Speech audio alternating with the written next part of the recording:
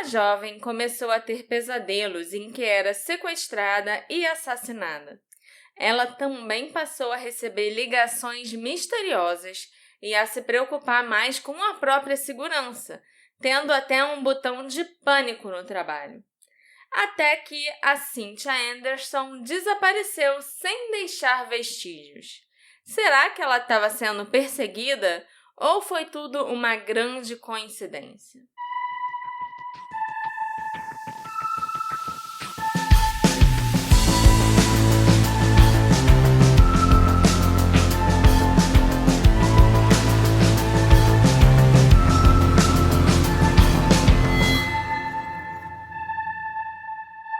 Olá, ouvintes queridos! Sejam bem-vindos a um novo episódio do Detetive do Sofá.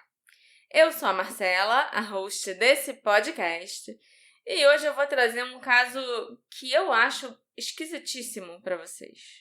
Essa história aí de ter sonhos premonitórios e tal, é uma coisa que me deixa meio arrepiada, sabe? Uhum. E eu não sei se foi isso que aconteceu com a Cynthia Anderson ou não, mas é esquisito, Alexandre. Você saiu da sua vibe de falar de crianças. Você falou de 2 crianças seguidas. Falei de 2 crianças seguidas. Mas era até pra mostrar, né, fazer um contraponto entre a criança lourinha de olho azul, que teve muita atenção quando sumiu, e a menininha preta, que a gente sabe que recebeu zero atenção.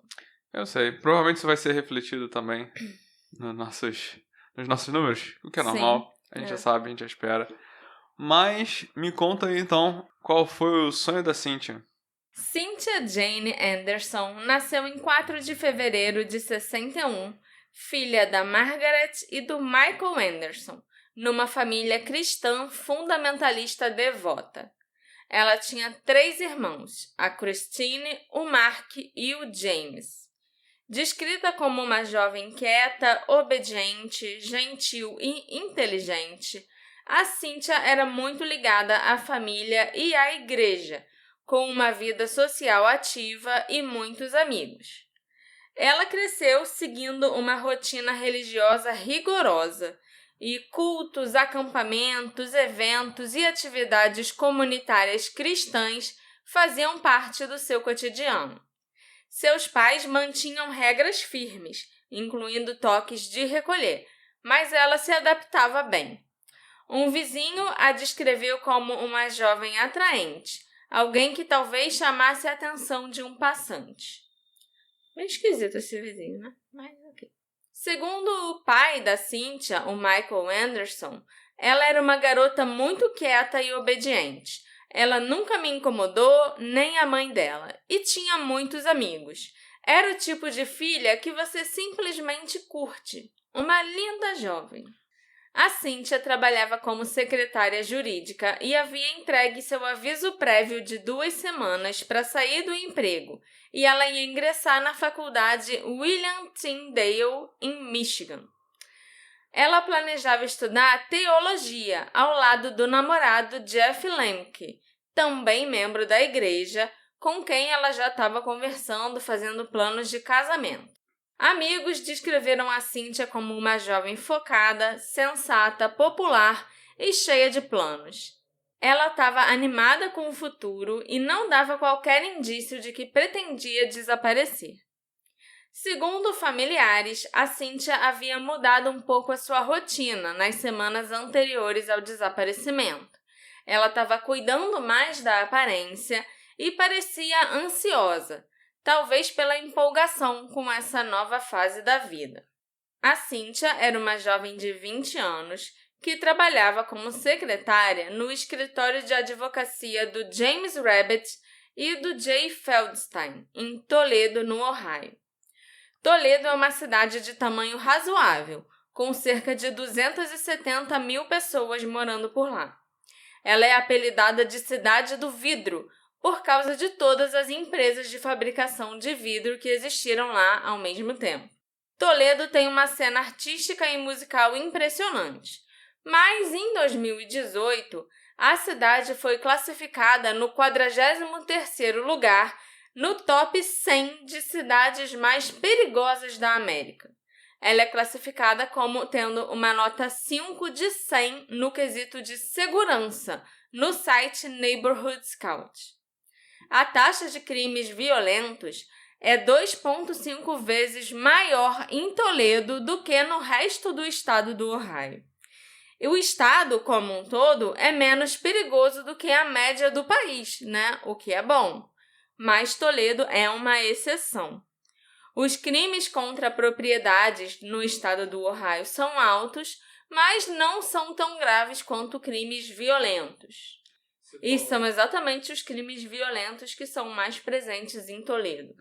Você falou muitos números e notas e tal, mas pra me dar uma noção, eu como carioca, se eu fosse pra lá, eu ia ficar confortável ou não ia nem ligar? Ah, sim, ia ficar confortável. Ok. Não, só porque fala e a gente... Nossa, deve ser realmente ruim. Não, eu não acho que é pior que aqui, não. Ok. Se duvidar, nossa taxa de mortes violentas deve ser maior do que a de lá. 10 vezes isso aí. Nos meses que antecederam seu desaparecimento, em agosto de 81, a Cynthia Anderson começou a demonstrar sinais claros de medo e angústia. A Cynthia passou a ter pesadelos recorrentes nos quais ela era sequestrada e assassinada. Em um deles, uma pessoa conhecida batia à sua porta e, após ela permitir a entrada, era levada e morta. A sua irmã Christine lembra de tê-la ouvido contar sobre esses sonhos para a mãe delas, a Margaret. A Christine declarou numa entrevista posterior: "Eu acredito que os sonhos podem ter sido uma premonição de medos que a Cynthia realmente tinha no seu subconsciente naquela época. Quando você ouve os detalhes desse desaparecimento, não parece uma coincidência, não." Ao mesmo tempo, a Cynthia começou a receber telefonemas de assédio no trabalho, no escritório de advocacia onde ela atuava como secretária. Os advogados, preocupados com o seu bem-estar, instalaram um botão de pânico em sua mesa, conectado a estabelecimentos vizinhos, e instruíram a Cynthia a manter as portas trancadas sempre que ela ficasse sozinha no escritório. Diversas testemunhas confirmaram esse crescente medo da Cynthia. Um cliente do escritório, chamado Larry Mullins, relatou ter estado lá no local um dia antes do seu desaparecimento, quando ele viu a Cynthia atender a uma ligação perturbadora. Segundo o Larry, a Cynthia desligou rapidamente, aparentando estar genuinamente assustada. O Larry ficou tão alarmado com a reação da Cynthia que ele chegou a ligar para a polícia mais tarde, solicitando uma verificação de bem-estar. Outro elemento perturbador envolveu uma mensagem misteriosa pichada numa parede visível da janela do escritório. Estava escrito: "Eu te amo, Cindy", por GW. A frase permaneceu ali por 6 semanas antes de ser pintada, antes da parede ser pintada. Mas ela foi escrita novamente pouco depois, em tamanho ainda maior. A Cynthia não conhecia ninguém com essas iniciais de GW. A polícia investigou possíveis suspeitos com essas iniciais, inclusive um funcionário da manutenção que tinha acesso ao prédio, mas nada veio a partir desse grafite. Entre os sonhos, as ligações e os sinais de paranoia crescente, como mudanças no comportamento, preocupação com a aparência e relatos de medo sem explicação, a Cynthia vivia sob constante tensão emocional. Ela nunca revelou quem poderia estar por trás dessas ligações e nem qual era o conteúdo exato delas. Mesmo assim, o seu comportamento e o testemunho de colegas e clientes sugerem que ela temia por sua segurança.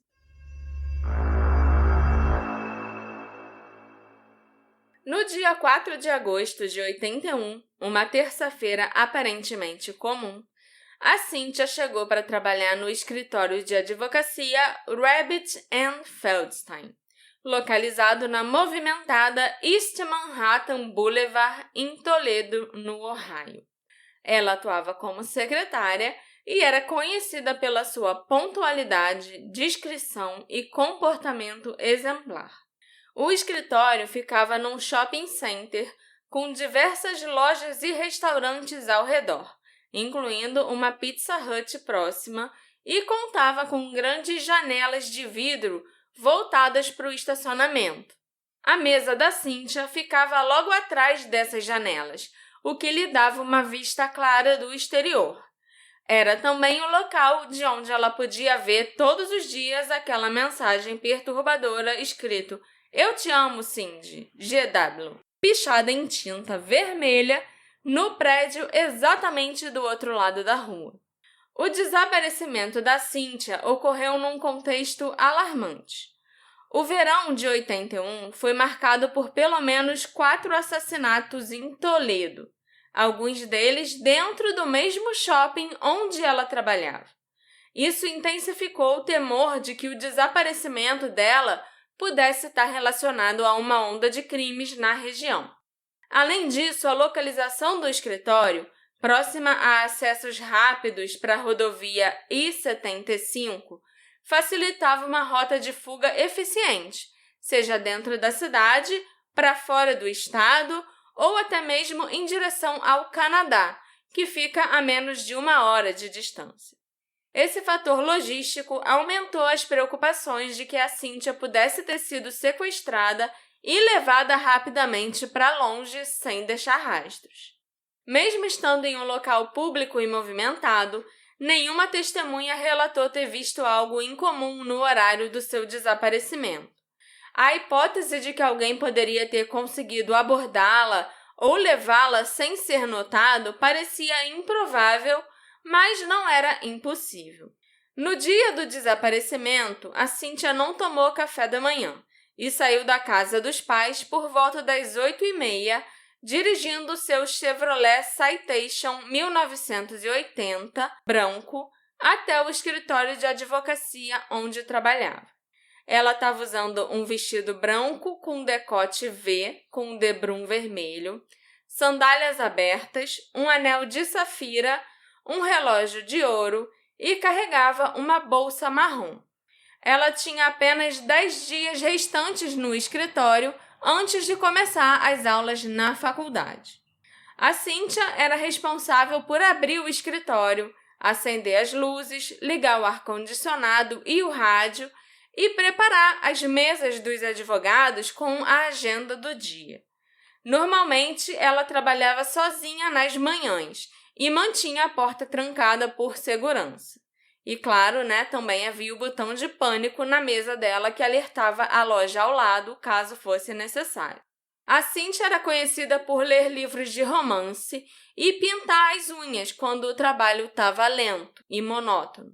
O zelador do escritório viu a Cynthia em sua mesa nesse dia, 4 de agosto, por volta das 9h30 da manhã. E então, alguns clientes que passavam notaram a Cynthia pela janela por volta das 9h45. Mas, por volta das 10 horas, o telefone do escritório já não foi mais atendido. Ou seja, em algum momento entre 9h45 e 10 da manhã, a Cynthia desapareceu. Quando os advogados James Rabbit e Jay Feldstein chegaram ao escritório por volta do meio-dia, eles encontraram a porta trancada e nenhuma resposta ao chamarem pela Cynthia. Um dos 2 advogados sentiu o cheiro de removedor de esmalte e notou um romance virado sobre a mesa. Eles também perceberam que a secretária eletrônica não estava ligada, algo que a Cynthia sempre fazia questão de fazer antes de sair. Havia ainda outros sinais de que a Cynthia estivera ali recentemente. O escritório estava organizado, com o rádio, as luzes e o ar-condicionado ligados. Além disso, correspondências não reclamadas estavam presas na maçaneta da porta da frente. Contudo, a bolsa da Cynthia e as chaves do carro haviam desaparecido, mas o carro dela ainda estava no estacionamento. Os 2 advogados imaginaram que a Cynthia devia ter saído para almoçar com alguma amiga e não se alarmaram de imediato. Mas quando a Cynthia não voltou em algumas horas, os 2 ficaram muito preocupados. Ela não tinha deixado um bilhete explicando a sua ausência, um hábito que ela sempre mantinha quando saía durante o expediente, né? Ela deixava um aviso na porta, tipo, fui almoçar, volto logo, sabe? Ela também não colocou os telefones na espera, nem ligou a secretária eletrônica, como ela também costumava fazer. O detalhe mais perturbador era o romance que a Cynthia estava lendo, que foi deixado aberto na sua mesa. O Jim Rabbit disse que a Cynthia deixou seu livro aberto na única cena violenta do livro, onde a heroína é sequestrada sob a ameaça de uma faca. Foi só quando realmente olhei para aquele livro, principalmente lendo a passagem do romance, que tive a sensação nauseante de que algo estava errado, disse o James Rabbit. O James e o Jay, então, chamaram a polícia, que considerou a possibilidade da Cynthia ter tentado deixar uma mensagem disfarçada. Apesar disso, não havia sinais de luta nem evidência de arrombamento no local. A porta estava trancada e o botão de pânico da Cynthia não havia sido acionado. Os advogados ligaram para a irmã mais velha da Cynthia, a Christine Savage, e perguntaram se ela tinha notícias da irmã. Senti meu coração disparar imediatamente, disse a Christine. Em seu trabalho como reparador de ar-condicionado, o Mike Anderson, o pai da Cynthia e da Christine, recebeu uma ligação semelhante. Ele encerrou o expediente e correu para casa, encontrando veículos, alguns deles carros de polícia, circulando a sua casa. Lá dentro, a sua esposa Margaret estava cercada por amigos e familiares. Correntes de oração haviam sido estabelecidas. O telefone tocava quase sem parar. Alguém falava de um fundo de recompensas e de postar panfletos com a foto da Cynthia. Apesar dos sinais no escritório de um dia normal começando, a Cynthia não foi encontrada em lugar nenhum. A polícia quase imediatamente começou a investigar com a ideia de que houve um crime. A investigação revelou que a Cynthia tinha uma quantia considerável em sua conta bancária, que nunca foi movimentada desde então. O seu número de seguro social também não foi utilizado após o desaparecimento. A Cynthia estava prestes a se mudar para começar a faculdade e morar com um namorado. Nenhum amigo ou parente relatou sinais de que ela estaria planejando fugir ou abandonar a sua vida. Nenhum corpo foi encontrado, nenhuma carta de despedida foi deixada e nenhuma acusação foi feita. O caso esfriou apesar do grande volume de informações coletadas. Segundo um artigo do Toledo Blade, de 82, o arquivo do caso era tão extenso que eram necessárias 2 mãos para carregá-lo. Na época, como eu disse para vocês, Toledo estava enfrentando uma onda de crimes violentos, incluindo múltiplos assassinatos e investigações sobre serial killers. Mesmo assim, o desaparecimento da Cynthia continuou sendo tratado com seriedade pela polícia local. Viaturas circulavam com fotos dela e patrulheiros recebiam instruções para manter o caso em mente. O pai da Cynthia, o Michael Anderson, comentou que ela parecia mais preocupada com a aparência nas semanas anteriores ao desaparecimento, fazendo dieta e cuidando da imagem. Ainda assim, ele achava improvável que ela tivesse fugido. Tem muita gente assustadora naquele shopping. Elas passam devagar e a Cynthia está sentada atrás de uma vitrine no andar principal. A irmã da Cynthia, a Christine, reforçou que não havia nenhuma indicação de que ela quisesse desaparecer voluntariamente. Ela estava muito animada para começar a faculdade bíblica com o namorado. Não havia nada que sugerisse fuga. A polícia também não acreditava na hipótese de que a Cynthia tivesse fugido. Tudo que descobrimos nos leva a crer que ela não faria isso, afirmou um dos detetives envolvidos. O Michael Anderson chegou a considerar que a filha pudesse estar viva, talvez sofrendo de amnésia. Se ela estiver por aí, queremos que saiba que a amamos e a porta sempre está aberta. 20 anos após o desaparecimento, o caso ainda assombrava o detetive Bill Adams, que investigou intensamente o paradeiro da Cynthia. Nos dias de folga, ele vasculhava terrenos baldios e túneis de esgoto em busca de pistas. Ele chegou a participar do episódio do programa Unsolved Mysteries com a família da jovem. Mesmo depois de me aposentar, eu pensava nela todos os dias. Quando um corpo é encontrado, eu sempre me pergunto, será que é a Cynthia? Disse o Bill. A investigação chegou a levantar pistas curiosas, como os telefonemas anônimos e pichações com as mensagens, incluindo aquela com as iniciais de GW. A polícia chegou a investigar o homem da manutenção com essas iniciais que tinha acesso ao prédio, mas nenhuma evidência o ligava diretamente ao desaparecimento e ele nunca foi acusado. Pouco tempo após o desaparecimento da Cynthia, a polícia de Toledo começou a receber telefonemas anônimos que alimentaram ainda mais o mistério. Em setembro de 81, cerca de um mês após o desaparecimento, a polícia recebeu a ligação de uma mulher que falava aos sussurros e parecia apavorada. Ela afirmou que a Cynthia estava sendo mantida refém no porão de uma casa branca, uma de 2 casas vizinhas que pertenciam à mesma família. De acordo com a informante, os pais estavam fora da cidade e o filho do casal era quem estava mantendo a Cynthia presa. O investigador Bill Adams atendeu essa ligação e implorou por mais detalhes. Um nome, um endereço, qualquer informação útil. A mulher hesitou, disse que estava com medo e desligou. Poucos minutos depois, ela ligou novamente, mas assim que percebeu que outro policial havia entrado na linha, desligou outra vez. Ela nunca mais retornou à ligação e a sua identidade nunca foi descoberta.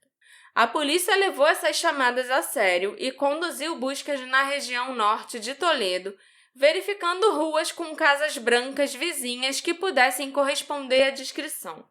Apesar dos esforços, não foi possível identificar nenhuma residência específica que se encaixasse nos detalhes fornecidos. Mesmo décadas depois, os investigadores ainda se perguntam se aquela voz anônima estava dizendo a verdade e se a Cynthia realmente esteve tão perto de ser encontrada.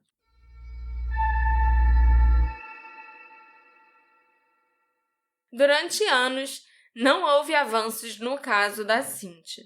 Ela simplesmente desapareceu e verificamos os rumores que surgiram, mas eles se revelaram infundados, disse o sargento Sam Mihailoff, do Departamento de Polícia de Toledo. A família manteve a esperança de que a Cynthia estivesse viva, e o seu pai, Michael, se recusou a realizar uma cerimônia em sua memória ou a declarar a filha legalmente morta, mesmo sabendo que ao fazer isso, ele teria acesso a todo o dinheiro que a Cynthia havia poupado. Uma das pistas que a polícia tinha era sobre um homem não identificado que escreveu "Eu te amo, Cindy, GW", numa parede perto do escritório. A Cynthia havia anotado a inscrição pela primeira vez 10 meses antes do seu desaparecimento. A inscrição ficou visível por 6 meses, foi encoberta, mas reapareceu algumas semanas depois, o que deixou a Cynthia muito perturbada. A polícia interrogou várias pessoas com essas iniciais de GW, mas nenhuma evidência ligava ninguém ao caso. Mais tarde, a pessoa que escreveu a mensagem acabou sendo identificada e não tinha qualquer ligação com o desaparecimento. A pichação era destinada a outra mulher chamada Cynthia, a Cynthia Betts, e GW era Greg Wyszynski, o seu namorado que morreu num acidente de moto em 83. Ambos, a Cynthia e o Greg, moravam em Toledo, perto do local onde aquele grafite foi feito. A mulher confirmou a história anos depois, encerrando definitivamente essa linha de investigação. Eu vou ler a declaração que a Cynthia Betts fez em um fórum online para vocês. Eu sou Cindy Betts, para quem a mensagem foi escrita. GW era Greg Wyszynski, o amor da minha vida. ele costumava escrever "Eu te amo, Cindy GW" em tudo, incluindo viadutos e garagens dos vizinhos. Morávamos no bairro em frente ao escritório de advocacia da Manhattan Boulevard, onde a Cynthia Anderson trabalhava. Nem sabíamos que havia um escritório de advocacia ali. Nós frequentávamos o shopping por causa do Pizza Hut que ficava no local. Tínhamos 17 e 18 anos nessa época. Eu entrei para o exército em 81. Quando eu estava na Alemanha, o Greg morreu num acidente de moto. Ele tinha apenas 20 anos. Ele não era o homem da manutenção e nunca soubemos quem era Cynthia Anderson. Algum tempo depois de voltar do exército, meus pais e eu estávamos jantando fora e o Unsolved Mystery estava passando na TV do restaurante. Quando a história sobre a Cynthia Anderson começou e eles mencionaram a tinta spray e GW, minha mãe olhou para mim e eu para ela. Ela disse que eu tinha que ligar para o programa. Eu liguei e no dia seguinte um detetive veio à minha casa. Eu dei a ele cartas do Greg com a sua letra e seu GW ama Cindy escritas nela. Ele me perguntou por que eu esperei tanto tempo para contar a eles, mas eu tinha estado no exército e nunca tinha ouvido falar de nada disso. Percebi na próxima reprise do programa que eles deixaram essa parte do grafite de fora porque agora eles sabiam quem é GW.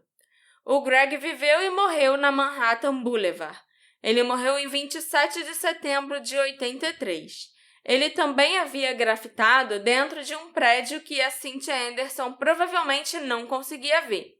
Eles estavam construindo um fashion bug e nós ficávamos dentro do prédio depois que os trabalhadores iam para casa. O Greg pichou as paredes internas ali também. Quando mencionei isso ao detetive, ele disse que sim, havia grafite nas paredes internas do prédio antes dele ser concluído e não divulgaram essa informação ao público. Acredito que a polícia de Toledo se concentrou demais nessa história do GW. Eles se concentraram num suspeito e não expandiram seus horizontes como deveriam. Qualquer bom detetive poderia ter notado que esses grafites eram em lugares que a Cynthia Anderson não conseguia ver. Então, talvez fossem para uma jovem da vizinhança. Se eles apenas tivessem atravessado a rua e descido o primeiro beco, eles teriam encontrado vários Cindy e GWs. Eles poderiam ter perguntado a qualquer adolescente da vizinhança quem era e provavelmente teriam contado. O Greg era muito popular na vizinhança. Ele era o único adolescente que conhecíamos que dirigia uma moto. Eles poderiam ter esclarecido a teoria de GW e procurado o verdadeiro sequestrador, ao invés de desperdiçar todos esses anos. Esse é o esclarecimento dado pela Cynthia Betts. Nossa única pista. Nossa única pista que foi pro brejo. Alguns anos após o desaparecimento da Cynthia, 9 moradores de Toledo foram indiciados por tráfico de drogas. Entre eles estavam Richard Neller, um advogado criminalista e colega de trabalho da Cynthia, e José Rodrigues Jr., apontado como líder da operação. Só para refrescar a memória de vocês, o escritório onde a Cynthia trabalhava se chamava Rabbit & Feldstein, e os 2 sócios do local eram o James Rabbit, um especialista em direito de família, e o Jay Feldstein, que atua nas áreas de direito de família, danos pessoais, homicídio culposo e direito penal.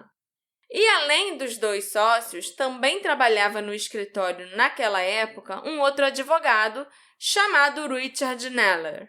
Ele era um advogado criminalista.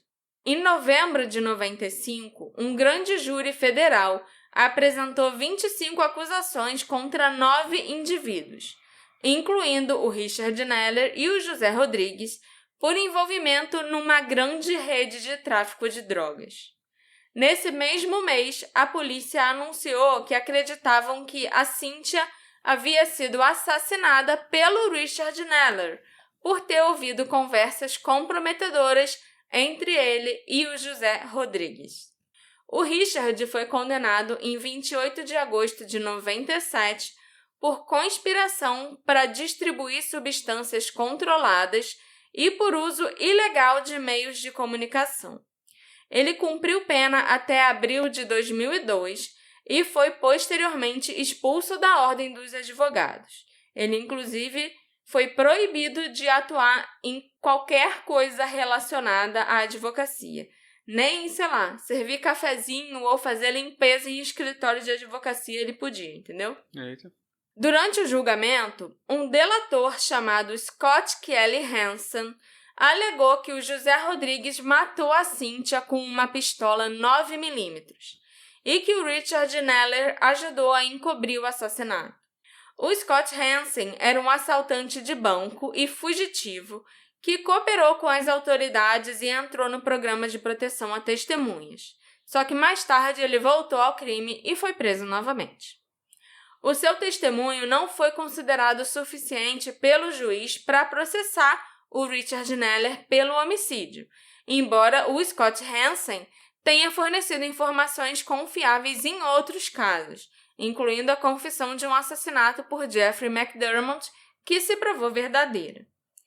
Após sair da prisão em 2002, o Richard Neller passou a viver numa casa de recuperação em Toledo. Ele foi flagrado trabalhando como assistente jurídico, mesmo estando proibido de atuar na área do direito em Ohio. Aí ele foi preso novamente. O Richard faleceu em 2024.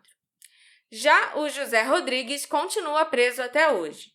Em 2020, durante uma audiência de pedido de liberdade condicional, documentos judiciais revelaram que ele afirmou saber quem matou a Cynthia e onde seu corpo estava enterrado, mas ele condicionou o fornecimento dessas informações à redução da pena do seu filho, que estava preso também. O juiz negou o pedido, classificando as alegações como insuficientes, mas ele também registrou a sua opinião pessoal de que o José Rodrigues provavelmente dizia a verdade, já que mentiras fáceis de desmentir não serviriam para barganhar uma libertação. A polícia acredita que o desaparecimento da Cynthia foi motivado pelo fato de que ela teria ouvido ou descoberto algo sobre essa rede de tráfico de drogas e estaria prestes a deixar o escritório para começar a faculdade em 2 semanas. Isso teria deixado os envolvidos temerosos de que ela denunciasse a operação. Houve também registros de que a Cynthia vinha tendo pesadelos com sequestro e assassinato e estava recebendo ligações ameaçadoras no trabalho, o que pode indicar um estado crescente de medo ou pressão. Alguns relatos indicam que o José Rodrigues teria ameaçado matar a Cynthia como forma de enviar uma mensagem ao Richard Neller após ele ter se sentido traído por ele em um julgamento anterior. Mas a questão que persiste nesse caso, nessa teoria de mandar uma mensagem e tal, é: se o motivo do assassinato foi enviar uma mensagem, por que o corpo nunca foi encontrado? Uma teoria é que o Richard teria até fornecido a chave do escritório ao José Rodrigues para facilitar a execução do plano e do assassinato. Mas, apesar das suspeitas, nunca foi encontrada nenhuma evidência física ligando Richard Neller ou José Rodrigues diretamente ao desaparecimento. A teoria de que a Cynthia foi assassinada para manter o silêncio sobre a rede de tráfico é plausível, mas permanece sem comprovação oficial. Eu realmente achei que o timing do desaparecimento dela tivesse ligado ao fato de que ela estivesse de saída. Antes, por causa do possível stalker. Faz sentido. Faltava muito pouco para ela sair dali. Tadinha.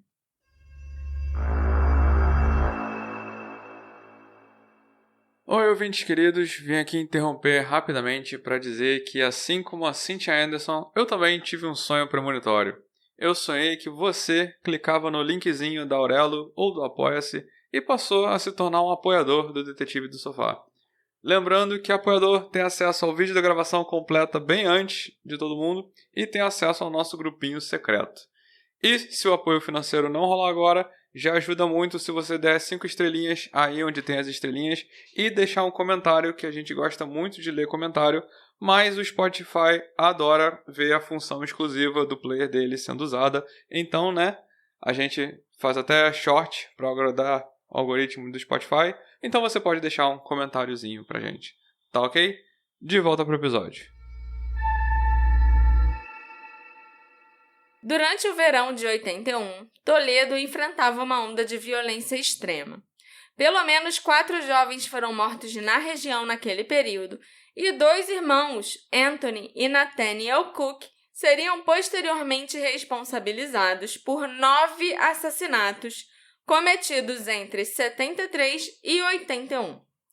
As vítimas eram, em sua maioria, mulheres brancas e jovens, na faixa dos 20 anos, muitas vezes até casais, mas também incluíam vítimas solitárias e até uma menina de 12 anos. Os crimes cometidos pelos irmãos Cook ocorreram em locais muito próximos ao escritório onde a Cynthia trabalhava, na Manhattan Boulevard, incluindo um caso ocorrido 2 dias antes do seu desaparecimento. No entanto, havia diferenças notáveis. Os Cook geralmente atacavam à noite, enquanto a Cynthia desapareceu durante o expediente em plena luz do dia, sem sinais de luta ou entrada forçada. A vitimologia dos irmãos também era inconsistente, o que torna difícil traçar um padrão firme. O investigador-chefe do caso Cook, no livro Irmãos Malignos, de 2008, chegou a considerar que a Cynthia poderia ter sido sequestrada ao sair para almoçar, possivelmente a caminho de um McDonald's próximo. Eu já acho que ela devia estar indo tomar café da manhã, porque foi entre 9h45 e 10 horas. E a gente sabe também que nesse dia ela não tomou café em casa. Então ela deve ter saído do escritório rapidinho, nem deixou um bilhete por causa disso, porque ela achou que ia ser rápido, para tomar um café em algum lugar. Ou então só comprar um café e voltar para o trabalho, entendeu? Contudo, ele descartou os irmãos como suspeitos principais, justamente pelo padrão de horário e modus operandi. Apesar das negações dos próprios irmãos e da falta de evidência direta ligando-os ao desaparecimento da Cynthia, o fato de vários dos seus crimes ocorrerem a uma curta distância a pé do seu local de trabalho e dentro do mesmo período histórico manteve-os como suspeitos recorrentes em teorias não confirmadas.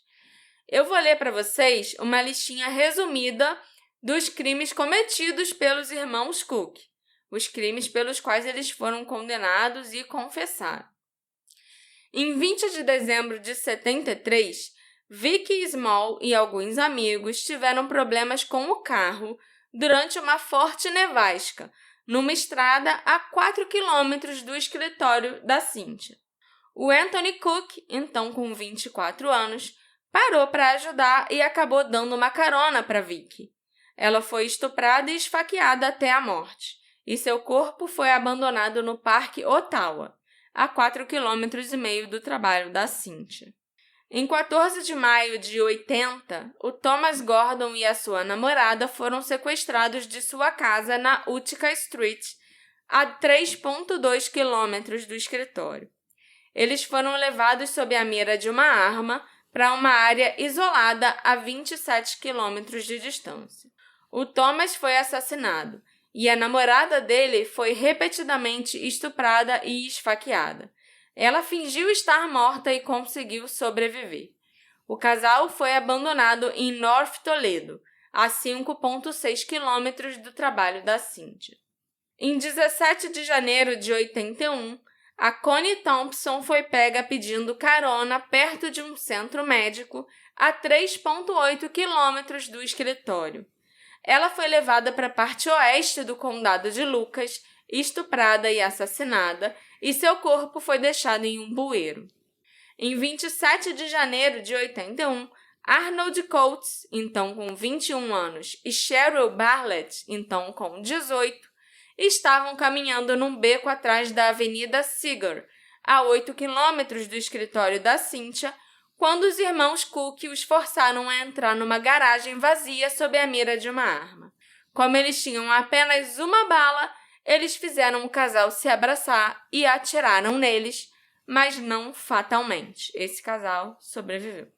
Em 21 de fevereiro de 81, Dawn Beckes, de 12 anos, foi sequestrada pelo Anthony Cook enquanto caminhava perto da Universidade de Toledo, a 8,5 km do escritório da Cynthia.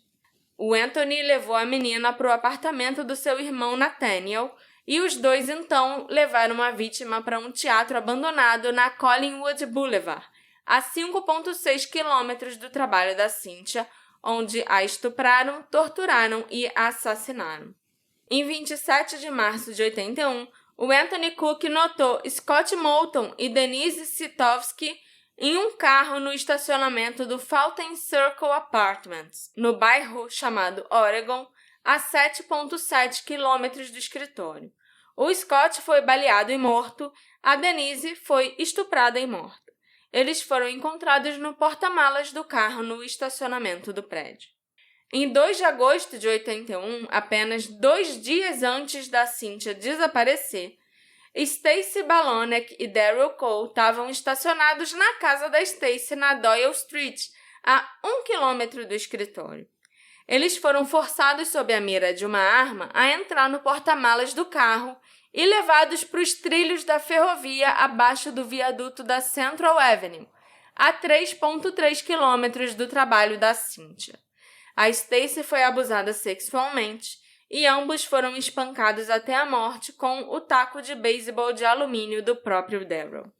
E, em 18 de setembro de 81, Todd Sabo e Leslie Savick foram atacados enquanto estacionavam num complexo de apartamentos na rua Richards, a 12 km do escritório.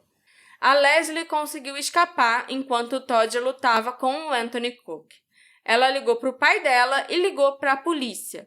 A delegacia de polícia de Ottawa Hills ficava a 300 metros da cena, mas eles não enviaram policiais porque disseram que estava fora da sua jurisdição. Eles encaminharam a chamada para a polícia de Toledo. O pai da Leslie, o Peter Savick, chegou primeiro ao complexo de apartamentos e foi mortalmente baleado na garganta.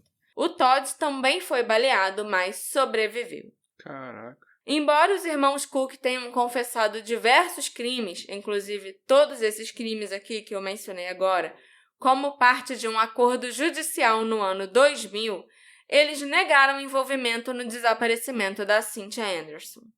Ainda assim, eles nunca foram oficialmente descartados como suspeitos. Com razão, né?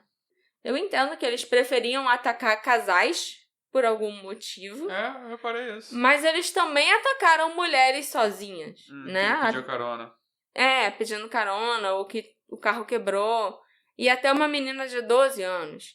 Então, assim, não acho que seria incomum ou estranho eles atacarem a Cynthia. Só o horário que realmente não sei se... Porque nenhum desses crimes que eu mencionei aconteceu durante o dia. Todos aconteceram à noite. E a gente sabe que ela sumiu entre 9h45 e 10 da manhã. Mais de 40 anos após o desaparecimento da Cynthia Anderson, várias teorias foram propostas. A maioria gira em torno da hipótese de sequestro e assassinato, possivelmente cometido por um dos suspeitos que eu já mencionei. Mas tem quem acredite que a Cynthia pode ter fugido para começar uma nova vida. Alguns relatos não confirmados indicam que ela pode ter sido vista no Texas, mas não existem evidências concretas disso. Ela tinha planos de frequentar a faculdade bíblica com o namorado Jeff, o que sugeria uma intenção de continuar sua vida normalmente. Mas a Cynthia cresceu numa família cristã fundamentalista com um pai rigoroso que se incomodava com mudanças no seu comportamento e na sua aparência, como o uso de maquiagem e a vontade de fazer dieta e perder peso. Essa repressão pode ter incentivado uma busca por liberdade. A Cynthia era jovem, estava trabalhando no seu primeiro emprego e tinha começado a explorar um mundo fora daquele ambiente familiar e religioso. Há indícios de que a Cynthia poderia ter se afastado voluntariamente da família, mas não havia sinais aparentes de conflito que justificassem o abandono completo. Ela se importava com os irmãos e tinha uma vida organizada centrada na igreja e no relacionamento com o namorado, o que torna a fuga menos provável, embora não impossível. Um elemento que levanta suspeitas é o livro deixado aberto numa cena de sequestro e violência. Alguns acreditam que a Cynthia teria encenado o próprio desaparecimento, usando esse detalhe para induzir uma narrativa de sequestro. Mas ela deixou dinheiro intocado na conta bancária e não retirou fundos gradualmente antes de desaparecer, o que geralmente é esperado em planos de fuga. A Cynthia também relatou pesadelos sobre sequestro antes do desaparecimento, o que pode ter sido uma forma simbólica de expressar uma sensação de estar presa a uma vida que não desejava. Alternativamente, os sonhos podem ter sido parte de uma estratégia deliberada de preparação para a fuga, mas também é possível que fossem manifestações genuínas de medo, talvez alimentadas pelos telefonemas perturbadores ou obscenos que ela teria recebido, embora não se saiba a origem e o conteúdo exato dessas ligações. Se a Cynthia tivesse sido sequestrada, seria improvável que ela tivesse deixado o livro naquela página específica no meio do ato do sequestro. Por outro lado, se ela tivesse saído voluntariamente, o cenário arrumado do escritório com a porta trancada e sem sinais de luta sugere que ela conhecia a pessoa com quem ela saiu. Isso também levanta questões sobre o motivo dela não ter deixado nenhum bilhete ou desligado as luzes e o ar-condicionado como fazia normalmente. Há quem acredite que ela não estivesse apaixonada de verdade pelo namorado Jeff e que o relacionamento dos dois fosse mais uma imposição social e familiar. Eles planejavam frequentar juntos a Faculdade Teológica William Tyndale, onde muitas mulheres buscavam apenas o casamento e não uma formação acadêmica robusta. Era mais uma faculdade para ensinar as mulheres a serem boas esposas e para elas encontrarem bons partidos. Talvez a Cynthia tenha percebido que esse futuro não era o que ela queria. Que cara é essa, Alexandre? Eu fico... que assim... A gente não tá nem falando dos anos 60, né? São os anos 80 aqui já. Mas fundamentalismo é fundamentalismo até hoje, né? Então, é porque desde que você falou lá no início que ela, nossa, vinha de uma família religiosa e ia fazer faculdade de teologia, eu fiquei, ai meu Deus do céu, que coisa horrorosa, que tristeza para a vida de uma pessoa. Que ela é tão cercada com aquilo e sufocada com aquilo, que a única coisa que ela consegue envisionar pro futuro dela é fazer uma faculdade de teologia, sendo que eu nem tinha pensado o que quer dizer fazer uma faculdade de teologia para uma mulher. Assim, se você não é um padre, ou uma freira, ou sei lá, um historiador, alguém que estuda, né, teologia, religião e tal, eu não entendo por que você faz. Você pode ser um idoso curioso que, tipo, tô aposentado, quero fazer uma faculdade, me interesso por esse assunto, então eu vou fazer uma faculdade de teologia. Pra mim... Agora, uma garota jovem de 20 anos fazer uma faculdade de teologia... Ela não sabe melhor da vida, ela não conhece da vida, ela não teve contato com o mundo de fora. E talvez tenha começado... Assim, vamos lá. Começou no trabalho. Se apoiando na teoria de que ela tinha motivos pra fugir. Começou no trabalho a ter contato com pessoas fora desse círculo de religião, só pensa em religião. Aí, entrou em contato com o mundo jurídico. Agora as pessoas se vestem melhor. Tem as suas bolsas, tem os seus terninhos, não sei o quê. E tem outros valores. Então eu entendo que abre a cabeça dela para outras coisas, sendo que ela tava numa reta em que toda a vida dela já tava fechada. Ela já tinha sido determinada. Ela já tinha um namorado, ela já tinha decidido que ia fazer faculdade de teologia, para onde o namorado também ia. Então eu consigo imaginar ela pensar que, tipo, se eu continuar nesse caminho, eu não vou ter escapatória. Ela tinha, óbvio que ela tinha. Acho que ela não sabia, ela não sentiu que tinha. Se ela quis fugir, obviamente. E aí, eu entendo essa teoria de que ela pode querer sumir, porque é que o horizonte dela se abriu e ela não quis aquela vidinha que parecia que era pra onde ela tava indo. Mas, de novo, eu ainda acho muito difícil, né? Porque você deixar todo o seu dinheiro pra trás, você começar do zero com outro nome, é muito complicado. Mas eu gostaria que ela tivesse Sim. largado. Porque sempre que eu vejo essa... sempre é a melhor das hipóteses. Eu imagino esse sufocamento que a pessoa passou e foi privada de conhecer o mundo e tal. Também é possível que a Cynthia tenha conhecido alguém fora do círculo religioso, talvez no trabalho, por exemplo, e ela tenha optado por fugir com essa pessoa.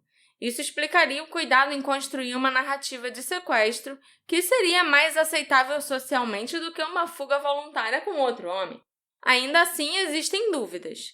Será que a Cynthia teria mesmo a força emocional e mental necessárias para cortar laços com tudo e com todos? Ela não era uma criminosa habilidosa ou alguém treinada para viver à margem da sociedade. E, pelo que a gente sabe, ela era muito protegida e muito próxima à família.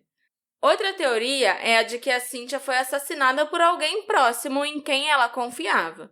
Os seus temores e o ambiente do desaparecimento indicam que a Cynthia saiu de forma voluntária e tranquila do escritório, esperando voltar logo. A sua família acredita que ela não teria fugido. O pai relatou que nas semanas anteriores ela estava se comportando de forma mais vaidosa, o que poderia ser apenas parte de um processo normal de amadurecimento. É possível que a Cynthia tivesse em conflito interno.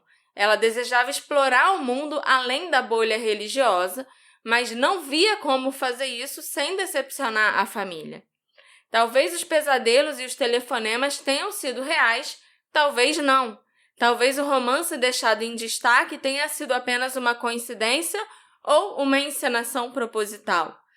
No contexto de um ambiente de trabalho onde a funcionária se encontrava sozinha, é comum que pequenas saídas rápidas ocorram, como ir até uma loja ou um café nas proximidades. Se a ausência fosse breve, muitos escritórios não exigem aviso prévio ou sinalização, especialmente lá nos anos 80. É plausível que a Cynthia tenha saído do escritório por alguns minutos e tenha sido abordada ou sequestrada nesse intervalo. Quanto ao livro encontrado aberto numa página que descrevia um sequestro violento, eu tentei muito descobrir que livro era esse que a Cynthia estava lendo.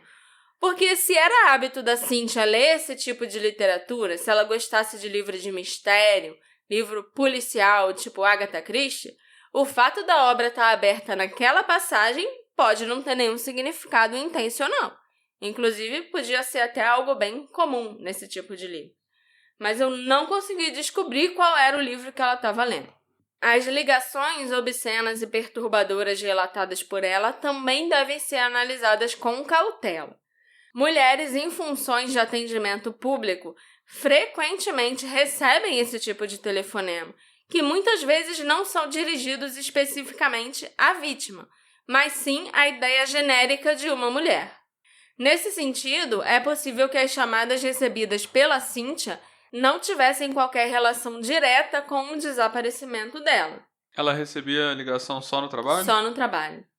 Ou então, eu tô ligando pra esse lugar porque eu sei que ali tem uma secretária e eu tô a fim de perturbar uma mulher. E eu sei que é uma mulher que vai atender.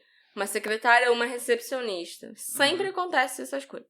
Embora tenha sido mencionado que várias ligações ocorreram, apenas uma delas foi testemunhada.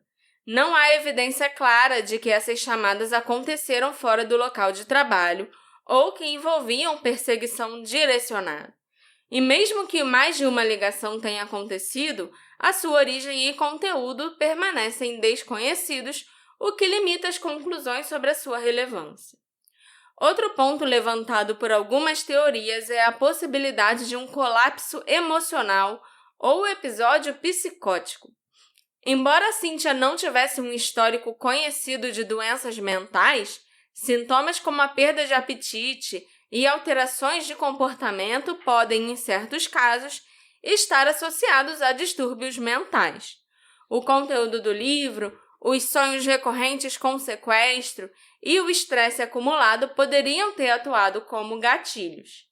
Há também sugestões de que a Cynthia poderia ter conhecimento das atividades ilícitas, como o tráfico de drogas, envolvendo pessoas em seu ambiente de trabalho.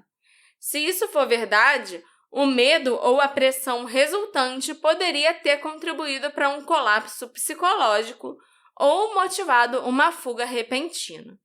Por fim, a ausência de sinais de luta e o ambiente trancado do escritório continuam a alimentar especulações tanto sobre um possível sequestro planejado por alguém próximo, quanto sobre uma saída voluntária.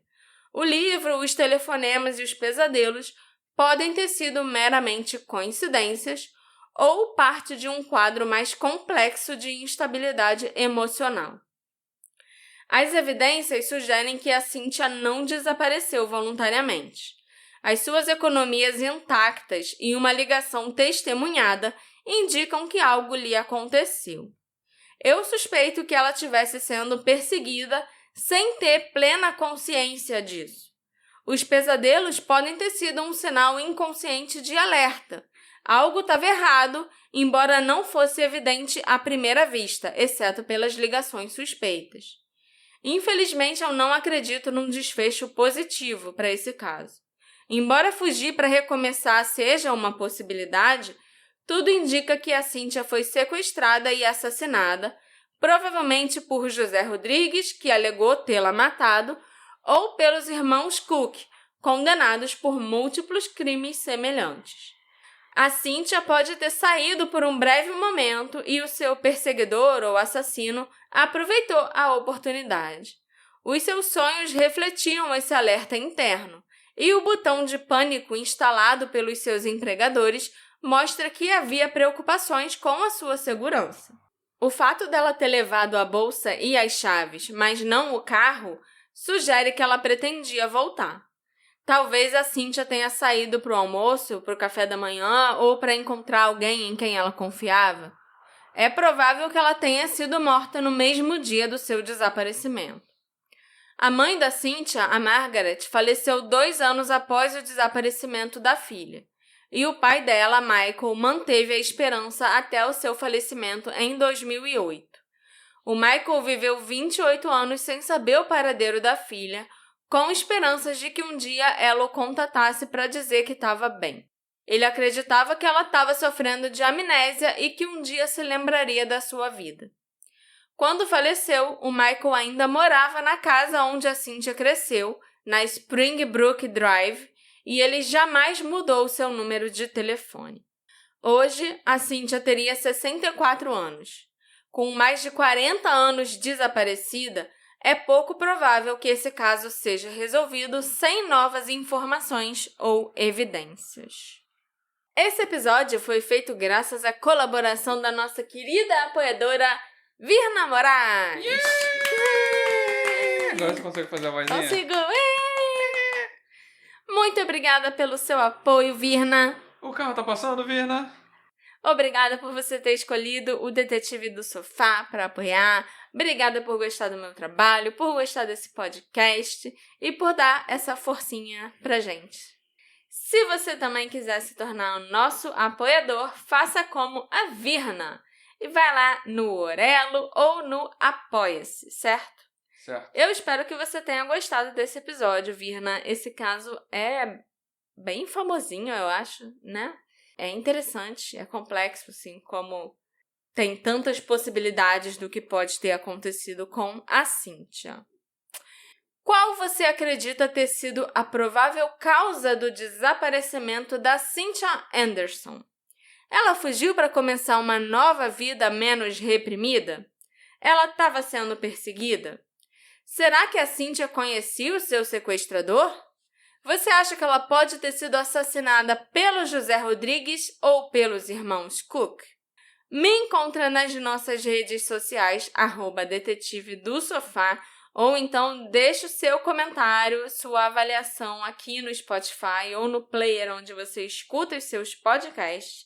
E vem conversar comigo, vem me dizer o que você achou desse caso e qual a sua teoria preferida para o que aconteceu com a Cynthia.